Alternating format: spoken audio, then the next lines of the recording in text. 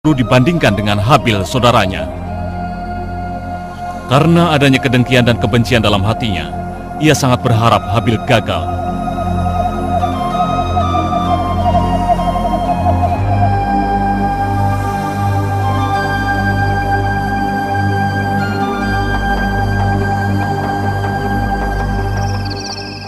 Akhirnya kau kembali juga. Ayah begitu mengkhawatirkanmu.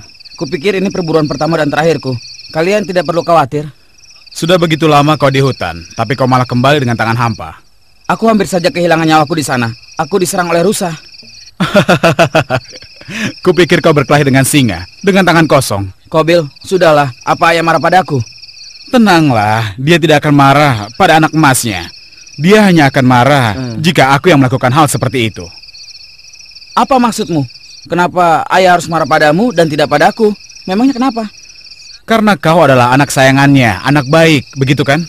Kamu tidak pernah berbuat salah. Kamu ini adalah buah hatinya. Qabil saudaraku, itu tidak benar, Qabil. Ayah mencintai kita berdua. Dia akan sedih mendengar hal itu. Aku juga mencintainya. Tapi seperti biasanya, kau akan mendapatkan apa yang kau inginkan. Kau pikir aku tidak lihat? Beda sekali ayah memperlakukanmu. Aku tidak percaya kau berkata seperti ini. Apa maksudmu membeda-bedakan? Dia memperlakukan kita benar-benar sama. 2 hari yang lalu, aku memohon untuk berburu, tapi tidak diizinkan. Malah kau yang diizinkan. Jadi berhentilah berpura-pura, seolah kau tidak paham apa yang kukatakan. Tapi waktu itu sedang ada banjir besar. Semua persediaan makanan kita habis. Kita akan mati kelaparan jika tidak bekerja keras mengisi persediaan makanan. Itulah alasanku untuk pergi berburu. Aku hanya ingin membantu, tapi karena dia membenciku, dia tidak mengizinkanku. Itu tidak adil. Ayah mengkhawatirkanmu. Ia sayang padamu. Aku juga sayang padanya, tapi ia akan lebih memperhatikanku jika kau tidak merusaknya. Kau tidak serius dengan ucapanmu itu, kan?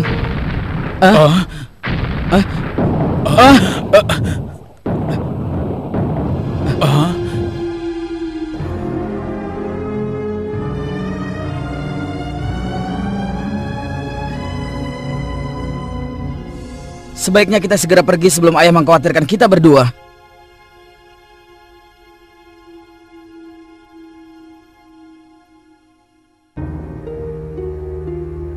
Nabi Adam adalah seorang ayah yang penuh kasih, yang mencintai kedua anaknya. Tetapi ia tahu bahwa dalam hati Qabil berkobar rasa iri yang dipicu oleh bisikan setan yang membuatnya menjadi jahat. Adam mencoba melunakkan hatinya dengan memberinya pekerjaan menanam gandum.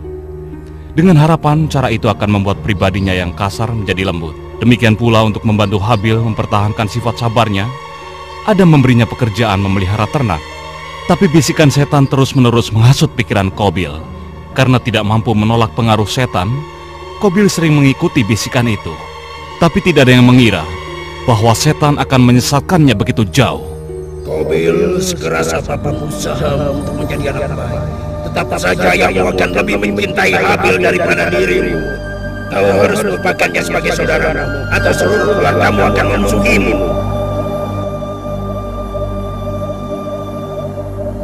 Suatu hari, Nabi Adam memanggil putra-putranya dan memberitahu mereka supaya berkurban sebagai tanda syukur kepada Allah.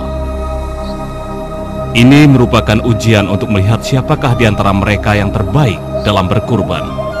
Kedua putranya harus meninggalkan sebagian hasil kerja keras mereka di atas bukit yang telah ditentukan. Tanpa ragu, Habil pun memilih domba terbaiknya. Dengan senang hati kuberikan semua yang kupunya kepada Allah, karena ialah yang mengkaruniakan semua yang aku punya. Sayangnya, Qabil tidak mempunyai cara berpikir yang sama. Kenapa aku harus memberikan tanaman terbaikku? Padahal, aku telah bersusah payah menanamnya.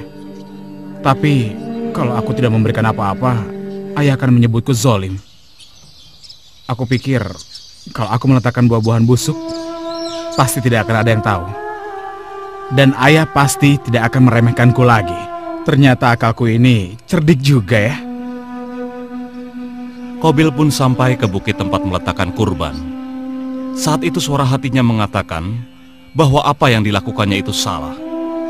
Dan ia hampir saja mengurungkan maksud buruknya.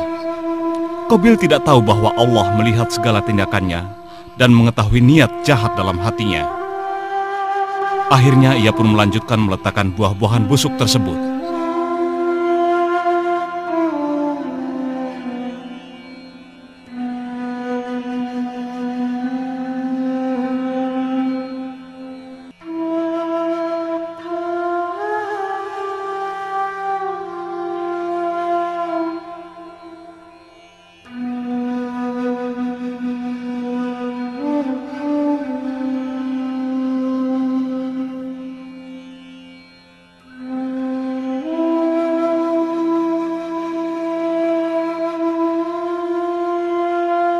Ya Allah, terimalah kurbanku ini, maafkanlah kesalahanku, dan tunjukilah ibuku, ayahku, dan saudaraku ke jalan yang benar. Beberapa saat kemudian, Nabi Adam memberitahu anak-anaknya bahwa Allah telah menerima kurban Habil dan tidak menerima kurban Qabil. Akibatnya Qabil merasa bahwa ia telah diperlakukan tidak adil.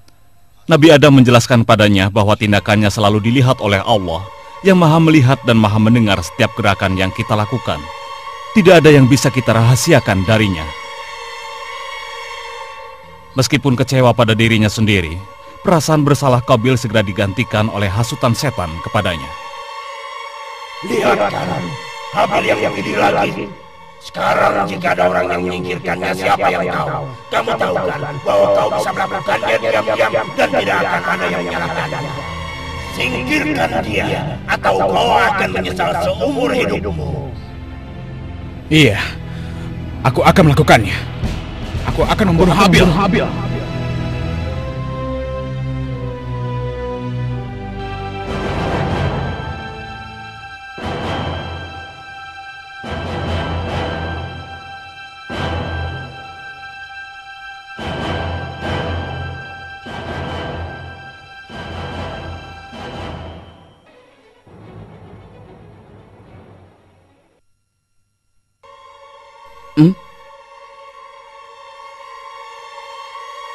Kenapa kau diam saja?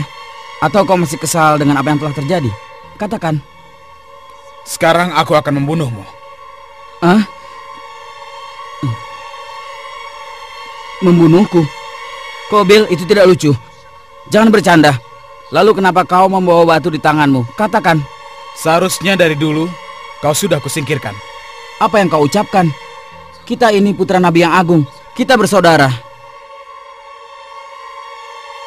Saudaraku, apa kau sudah lupa hal itu? Kalau kita besar bersama-sama, lalu kenapa kau tega ingin membunuhku? Saudara, kau bukan saudaraku. Kau adalah musuh terbesarku. Aku sudah muak karena kau memperlakukanku seperti orang bodoh. Aku tidak mengerti. Yang bisa aku lakukan hanyalah menjadi saudara terbaik. Meskipun kau melayangkan tanganmu untuk membunuhku, aku tidak akan pernah melakukan hal yang sama padamu.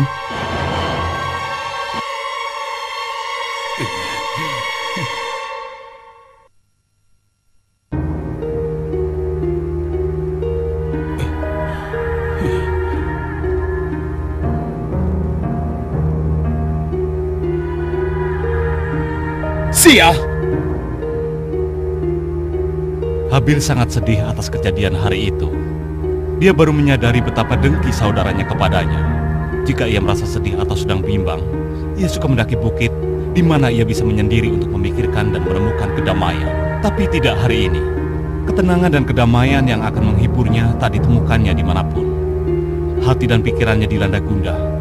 Dengan putus asa ia ingin bercerita kepada ayahnya tentang apa yang terjadi. Tapi ia tidak ingin ayahnya menjadi khawatir. Tidak, ini adalah masalah yang harus dipecahkannya sendiri. Ia berharap setelah beberapa hari Qabil akan tenang untuk kemudian dapat bersama-sama Qabil membasmi pikiran jahat yang melandanya.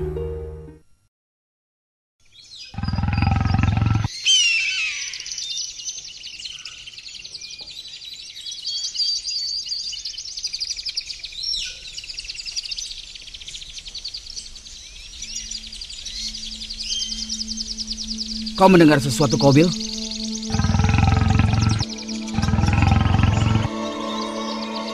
Aku yakin itu singa atau harimau pemangsa manusia.